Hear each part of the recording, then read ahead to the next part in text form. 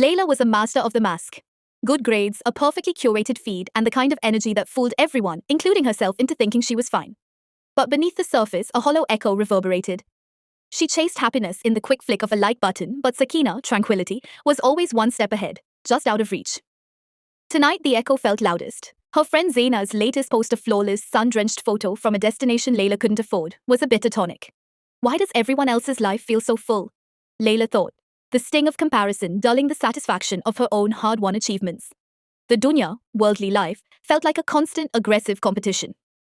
She shoved the phone away, forcing her eyes onto the textbook. Calculus problems blurred into impossible geometry. The notifications on her laptop flickered, a constant siren call. Layla felt physically and spiritually worn down, her mind refusing to settle, like a flock of birds circling a storm she couldn't outrun. When the adhan call to prayer sounded, Layla stumbled to make wudu, ablution. She stood on her prayer mat, her lips moving through the familiar words of salat. But her heart remained an empty vessel, rushing through the motions to get back to the noise. There was no connection, no sanctuary, only a checklist she was desperate to complete. Exhausted, Layla collapsed into bed and fell instantly into a deep sleep. The dream was instantaneous and jarring. She was in a colossal, endless bazaar, not of goods but of voices, shouting names, demanding attention, flashing bright temporary lights. The air was thick with competitive noise, and Layla felt herself being jostled and crushed by them. The crowd's pressure became unbearable, pushing her in a dizzying circle. She searched desperately for a landmark, a sign, anything real. Then, far above the din, she saw it. A single, silent point of light, serene and unwavering. She tried to run toward it, but the current of the crowd was too strong, pulling her back toward the deafening noise.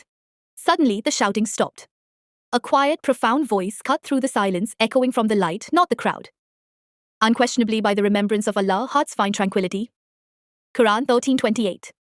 The faceless figures dissolved instantly into dust, the harsh lights faded, and the terrifying bazaar transformed into a vast, silent garden, bathed in soft, eternal dawn. Layla woke with a startled gasp, tears wetting the edges of her blanket.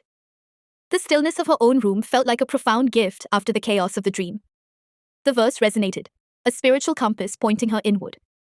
She understood. The dhikr, remembrance, was not a task to rush through. It was the sacred, silent anchor she desperately needed. Layla rose. She took her wudu again, this time feeling the cool water cleanse the residue of the dream's panic. She stepped onto her mat, not to rush but to stop. She began her salat, breathing slowly, letting the Arabic words flow from her tongue to her heart. For the first time, she felt the silence with God, a sanctuary built not of walls but of presence. Layla didn't abandon her studies or her friends. She simply changed her compass.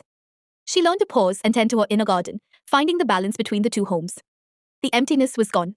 Her awakening was complete. She was finally at peace in the beautiful, complicated world.